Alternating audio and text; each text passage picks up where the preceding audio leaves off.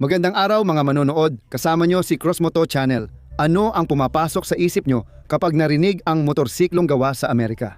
Tama, agad may isip si Harley Davidson, pati na rin si Indian at Victory na ginagawa mula pa 2017. Lahat ng makinang ito ay klasikong Amerikanong motorsiklo. Malalaki, mabibigat na cruiser na may V-twin pero may ilan ding kakaiba at orihinal na uri. Isa sa mga natatanging motorsiklo ay ang karismatikong Motus. Ang MST V4 ay perpektong Amerikanong sport tourer na kayang tapatan ang Yamaha VMAX 1000 at 700 at Ducati Diavel. Dumating na ang oras para talakayin ang Amerikanong V4. Sana mag-enjoy kayo.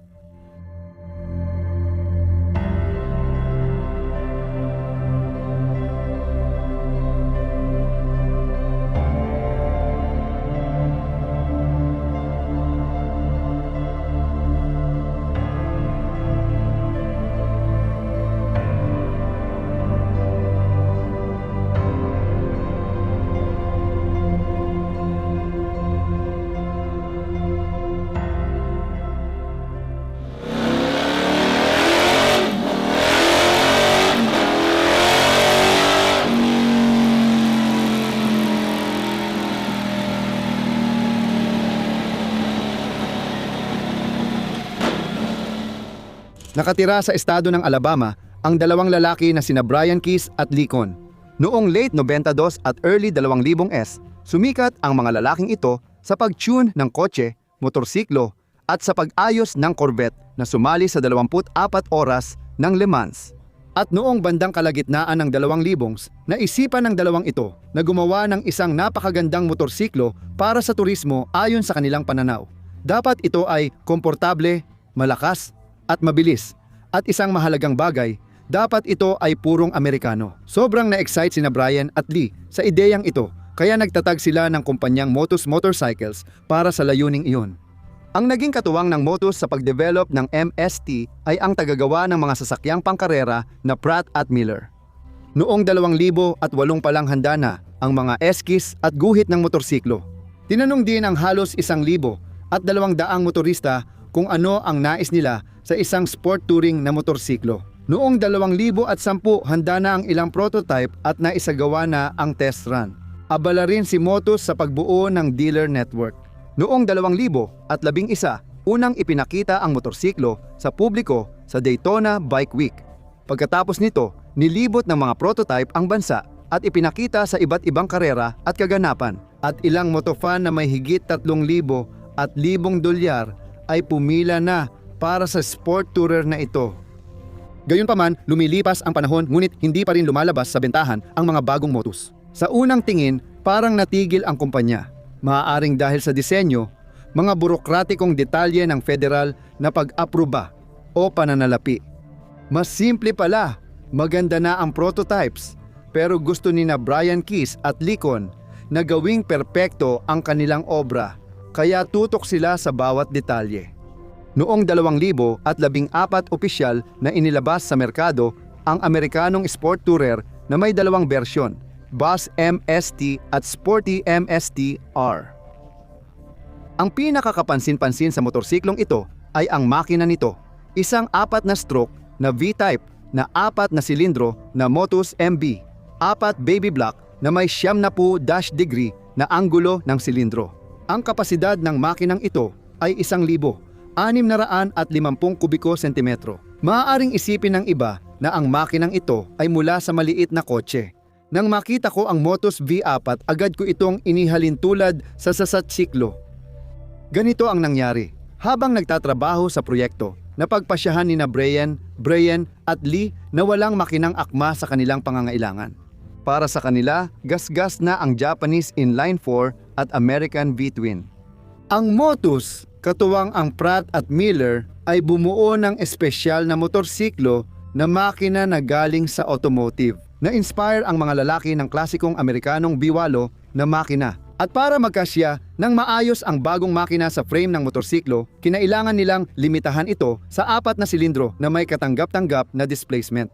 Napanatili ang B8 muscle car na itsura sa bawat detalye, kaya tiyak na maaakit ang mga tunay na nakakaintindi.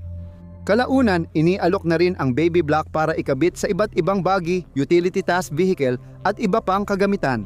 Sa basic na MST, 165 HP ang makina nito. May torque na 162 Nm at sa mas malakas na MSTR, 180 HP ang abot nito.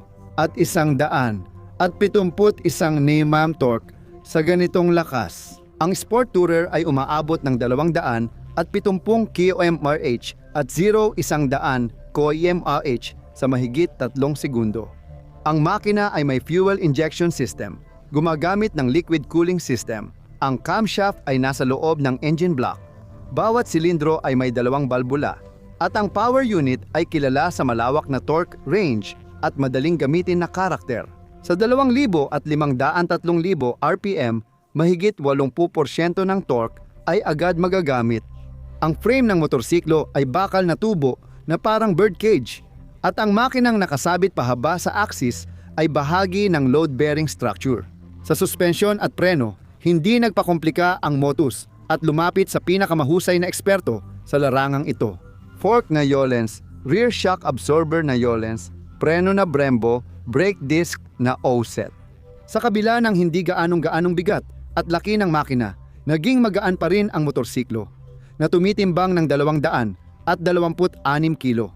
Ang tangke ay may 21 litro at ang American V4 ay kumokonsumo ng 5 tuldok, 5 hanggang 6 litro bawat 100 kilo. Sa ibang aspeto, ang Motus V4 ay isang karapat-dapat na touring bike na may maraming magagandang detalye. Kasama na rito ang mga galing mismo sa pabrika. May heater ang upuan at handlebar. Adjustable ang windscreen gamit ang remote at may 12 volt saksakan sa instrument panel.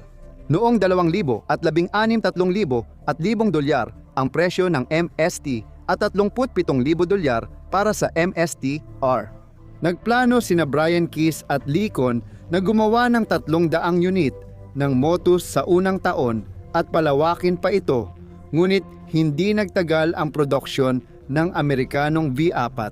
Noong Agosto 31, 2018, inihayag ng mga co-founder ng Motus sa kanilang mga social media page ang pagtigil ng produksyon. At may ilang dahilan dito. Isa sa mga pangunahing dahilan na karaniwan sa maraming maliliit na kumpanya. Naranasan ng Motus ang kakulangan sa pondo. Dagdag pa, nagtrabaho ang mga lalaki sa paggawa at pag-promote ng produkto kahit hindi maganda ang panahon. Ang 2008-2009 at siyam na financial crisis recession at pagbagsak ng benta ng motorsiklo sa United States. Ang huling punto, kahit lumipas ang 5 taon o higit pa, ay hindi agad bumalik sa dati nitong kalagayan sa Russia. Hindi rin ligtas sa kakulangan ang Motus MST. Ang pangunahing minus ng motorsiklo ay ang kawalan ng mga elektronikong pantulong tulad ng ABS, traction control at iba pa. Ito ay isang malaking minus para sa motorsiklo ng 2010 lalo na sa klase ng sport touring. Si Brian at Lee ay nagtrabaho upang ayusin ang kakulangang ito, pati na rin ang pagbuo ng naked na version ng motorsiklo. Ngunit pagsapit ng 2018, hindi nila nagawang maisakatuparan ang mga planong ito. Sa buong panahon ng produksyon, humigit kumulang 200 lang ang nagawa mula sa linya ng produksyon. Ang Motus V4, isang Amerikanong V4 ay makapangyarihan at stylish na sport tourer. At ang makina nito ay parang bagong hangin sa industriya. Tanging Honda Pan-European lang siguro ang halos kapareho ng layout at ayos ng power unit na ito. Samantala, ang Motus MST ay naging napakamahal at niche na makina para lang sa muscle car enthusiasts. Ganyan ang kwento ng Amerikano. Dito nagwawakas ang kwento ko.